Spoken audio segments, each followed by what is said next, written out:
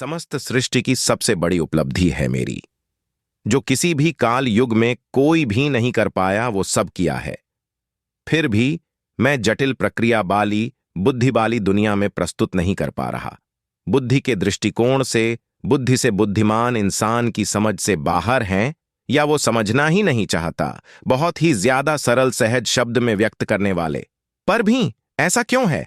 प्रत्येक व्यक्ति मुझसे कन्नी कटता है। कितने अधिक जटिल प्रक्रिया से, अस्थायी तत्वों से निर्मित है इंसान। प्रजाति की बुद्धि।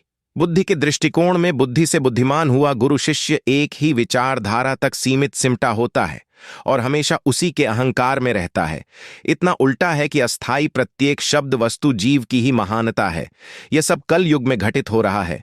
यहां प्रत्येक व्यक्ति सिर्फ अपनी काला का ही प्रदर्शन कर रहा है और खुद को चर्चा का हिस्सा बनाना चाहता है और अधिक लोगों में चर्चित होने की दौड़ की होड़ की पंक्ति में ही है। अतीत में भी जितनी भी अनेक प्रत्येक विभूतियां आई, अलग अलग शौक के साथ, मुख्य रूप से प्रसिद्धि, प्रतिष्ठा, शोहरत, दौलत, बेग तक ही सीमित रहे और खुद के ही परिचय से अपरिचित रहें।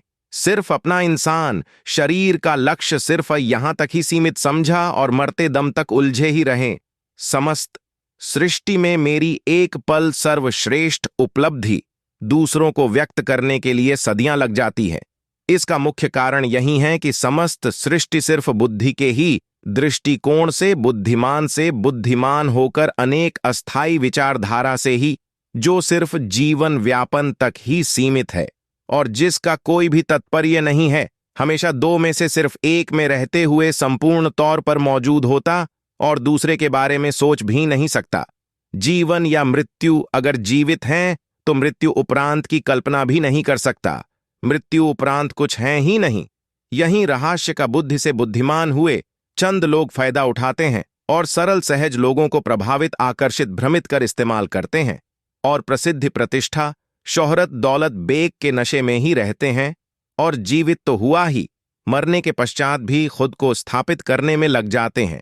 खुद को समझने के लिए खुद ही खुद की बुद्धि का अस्तित्व खत्म करना पड़ता है, न कि अतीत की विभूतियों की भांति खुद को स्थापित, जो खुद के ही स्थायी परिचय से अपरिचित रहते हैं और दूसरों को समझने के दलाल, ठेकेदार बन जाते हैं। खुद को समझें बगैर किसी दूसरे को किस सिद्धांत से दूसरों को समझा सकता है।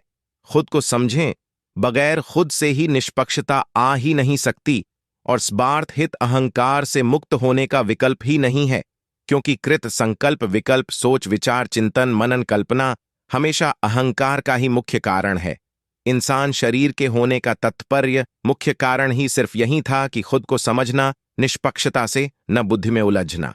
समस्त सृष्टि की सबसे बड़ी उपलब्धि है मेरी। जो किसी भी काल युग में कोई भी नहीं कर पाया वो सब किया है।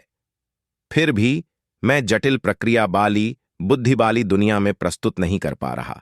बुद्धि के दृष्टिकोण से, बुद्धि से बुद्धिमान इंसान की समझ से बाहर हैं, या वो समझना ही नहीं चाहता। बहुत ही ज्यादा सरल सहज शब्द में व्यक्त करने वाले।